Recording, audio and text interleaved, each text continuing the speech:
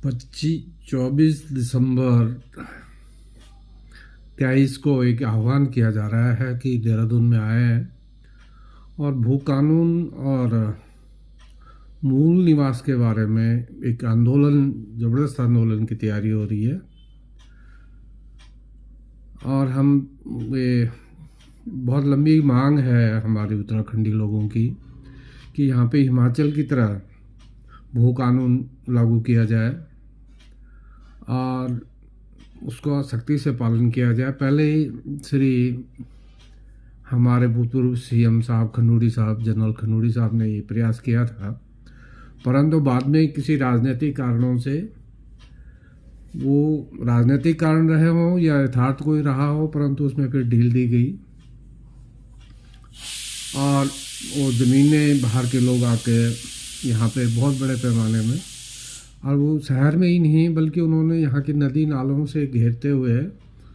खरीदते हुए, और वो सुदूर ऊपर पहाड़ों तक जा पहुँचे हैं और गांव के गांव की ज़मीनें उन्होंने ले ली हैं। उसी तरह ये जो मूल निवास है, यहाँ कुछ लोग सैकड़ों सालों से,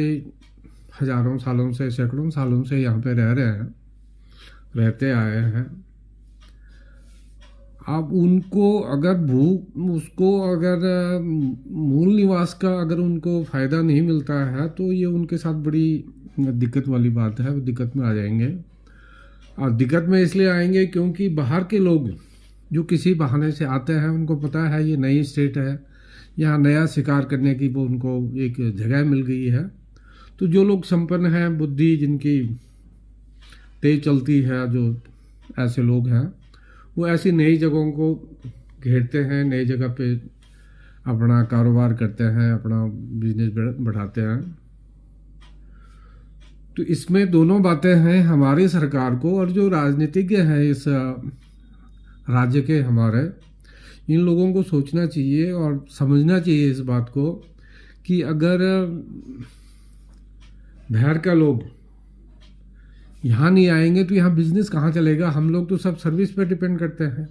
हम लोग तो कोई गुजरात में है, कोई महाराष्ट्र में है, कोई हरियाणा में है, कोई पंजाब में है। और अगर हम लोगों के साथ यही व्यवहार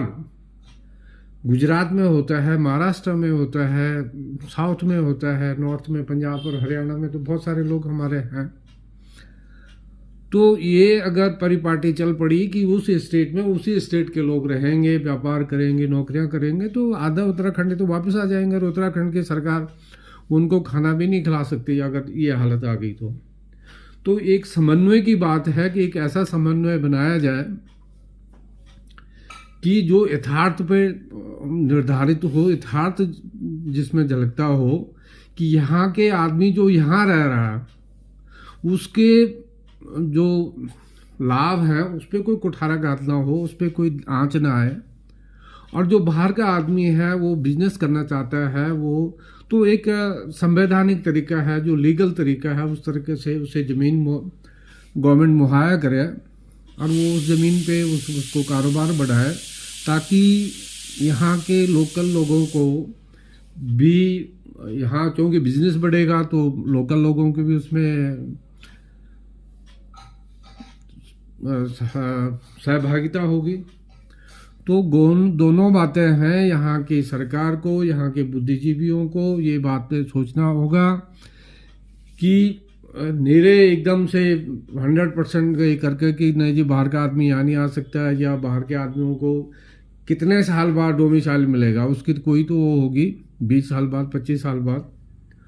तो जिसको जो करने वाला होगा वो 20-25 साल के डोमिसाइल के बाद भी यहाँ पे अपना एक बड़ा रुतबा कायम कर सकता है। और जिसने नहीं करना उसके, मेरे जैसों को अगर 100 साल से भी हम यहाँ रह रहे हैं और हमने कुछ नहीं किया तो उसमें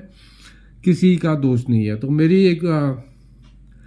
दोनों अपने भाई बंधुओं से और अपने सरकार से, अपने बुद्धिजीवी लोगों से, सभी से कहना है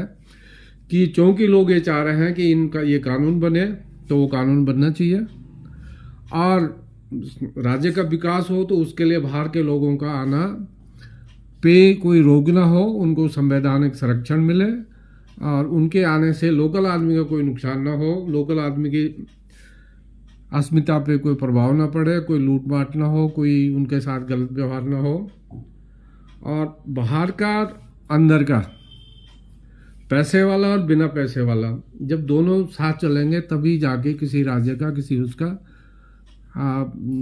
प्रगति होगी, उन्नति होगी। और चलो चलते हैं परसों यानी 24 दिसंबर को देहरादून परेड ग्राउंड में। मैं भी आपको वहीं मिलूँगा। धन्यवाद।